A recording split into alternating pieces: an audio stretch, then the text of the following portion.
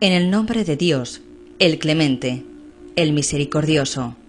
Así empieza el Corán, texto que contiene lo que según el Islam es la última revelación dirigida por Dios, en árabe Alá, el único Dios, a la humanidad, a través de un profeta llamado Muhammad o Mahoma. La doctrina islámica se originó en la Hiyaz, la región noroccidental de la península arábiga, y en particular en la Meca y Yathrib, posteriormente conocida como Medina. En esta última, a comienzos del siglo VII, un mercader de 40 años de edad, Muhammad, recibió varias revelaciones de Dios entre los años 610 y 632 con el encargo de predicarlas a la humanidad. La predicación de Mahoma comenzó en la Meca, aunque el profeta fue obligado a trasladarse a Medina con unos 150 seguidores. La huida en el año 622, conocida como la Égira, marca el inicio del calendario islámico. En Medina, Mahoma siguió predicando y ganando adeptos a su doctrina. Allí formó una nueva comunidad con los fieles de su religión, llamada Umma, basada en los principios de fraternidad, igualdad, ayuda mutua y solidaridad. En los 10 años siguientes, Mahoma ejerció el control religioso, político y militar sobre una comunidad nueva y dinámica. En el año 630, Mahoma había conseguido ya el poder suficiente para permitirle hacer su entrada triunfal en la Meca. En la cumbre de autoridad controlaba gran parte de la península arábiga y había enviado fuerzas para comprobar las defensas bizantinas en el sur de Siria. A la muerte del profeta, sus sucesores recibieron el título de califas, es decir, sucesor del enviado de Dios. Estos, en los 30 años siguientes, consiguieron extender el mundo islámico hasta Egipto, Mesopotamia, Siria y buena parte del actual Irán. Significativa fue la toma de Jerusalén, donde fue levantada la mezquita de la cúpula de la roca. Esta se construyó sobre el lugar que ocupó el templo de Salomón, aunque la tradición afirma que solo se quiso preservar el recuerdo del viaje del profeta al paraíso. Con este edificio levantado en Jerusalén, el Islam implantaba, junto con Medina y la Meca, un tercer lugar sagrado, cuya apariencia competía, además, con los edificios cristianos de la ciudad. Entre los años 661 y 750, el califato estuvo en manos de una nueva dinastía, la Omeya, que trasladó la capital desde Medina a Damasco.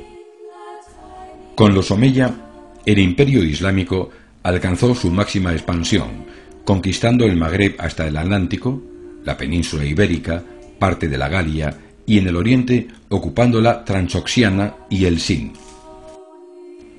El derrocamiento de los omeyas en el año 750 dio lugar a una nueva dinastía califal, la Abasí, que cambió su capital a Bagdad. Durante este periodo, la sociedad islámica experimentó un importante proceso de transformación hacia la vida urbana, floreciendo la actividad intelectual y el comercio. Pero paulatinamente los califas de Bagdad vieron reducido su dominio a poco más del territorio de Irak, formándose diversos estados prácticamente independientes. Uno de los más importantes fue el Emirato Omeya de Al-Ándalus. Abdelrahman I, miembro de la derrocada dinastía Omeya, se hizo dueño de Al-Ándalus, adoptando el título de emir. Uno de sus descendientes, Abdelrahman III, rompió toda dependencia de Bagdad y se proclamó califa. Con los Omeya, Al-Ándalus recibió embajadas extranjeras en busca de alianzas, al tiempo que surgieron una agricultura y una industria florecientes, y fueron traducidas las obras clásicas. Las sucesivas ampliaciones de la mezquita Al-Jama cordobesa convirtieron Al-Ándalus y su capital en el faro religioso e intelectual del Islam en Occidente.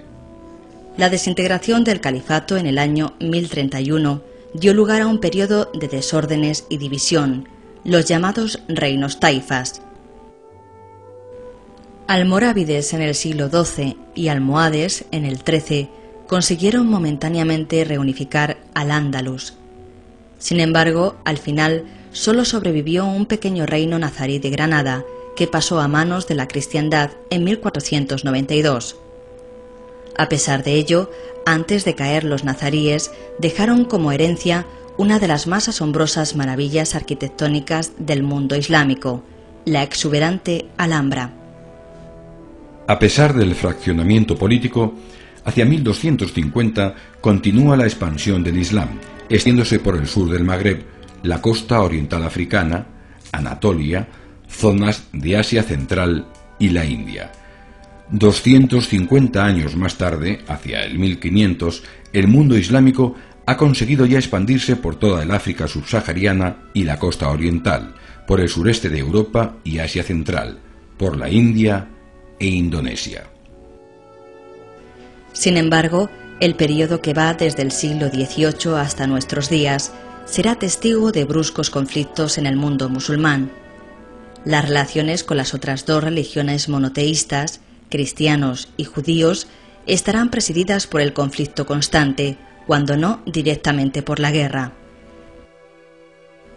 Al mismo tiempo, el Islam buscará acabar con su división interna y promover la unidad, surgiendo movimientos de renovación social que dan al Islam moderno una vitalidad extraordinaria. Actualmente, los musulmanes suman más de 1.000 millones en todo el mundo, siendo mayoría en más de 50 países y estando especialmente asentados en el norte de África, Próximo y Medio Oriente y sudeste de Asia. Tercera religión monoteísta por orden de aparición en la historia, Islam significa salvación, y sus fieles han de ser llamados musulmanes, es decir, sometidos o rendidos ante Dios. Los devotos deben aprender y cumplir con 5 obligaciones rituales, los 5 pilares del Islam. El primero es pronunciar la shahada o credo musulmán. No hay más Dios que Alá y Mahoma es su profeta. El segundo es la oración, que debe realizarse en 5 momentos fijos del día, después de practicar las abluciones y limpiezas rituales. La vida cotidiana de regiones y barrios se ve interrumpida por la llamada a la oración, que lleva a cabo el muecín desde la torre de la mezquita o minarete. El centro de la vida espiritual islámica es la mezquita, del árabe masjid, lugar de postración. Su parte más importante es un muro en cuyo centro se abre el mirab, un nicho que señala la dirección a la Meca. A la derecha está el mimbar o púlpito desde donde el imán preside la plegaria.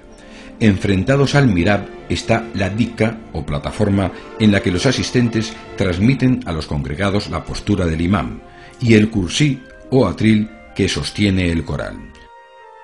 También puede existir en su interior una fuente para abluciones parciales y letrinas que son utilizadas para lavarse por completo si el devoto ha hecho un largo camino o mantenido relaciones sexuales.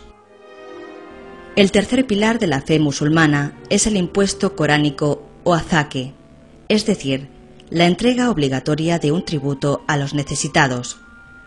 La cuarta obligación consiste en el ayuno y la abstinencia durante las horas de luz del mes del Ramadán.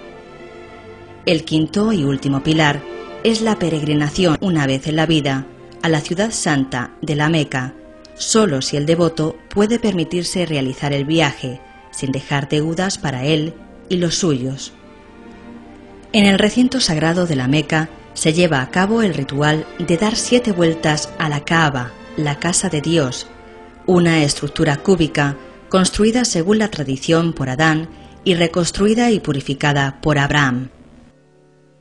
La vida cotidiana de los musulmanes presenta algunos rasgos comunes pese a la gran variedad de pueblos y culturas que integran la comunidad islámica. Uno de ellos es la vivienda, en la que las prescripciones islámicas sobre la reclusión de las mujeres y el papel central de la familia hacen de la casa un espacio cerrado al exterior.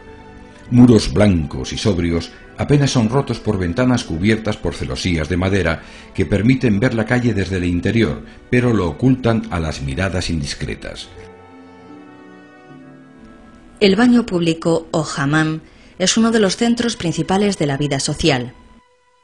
Actividad de carácter ritual, la higiene del cuerpo es considerada un acto de purificación religiosa. Sin embargo, el baño es también un lugar de reunión, de descanso y de relación. Pocos sucesos en la historia del mundo han tenido tanta trascendencia como el surgimiento de la religión islámica.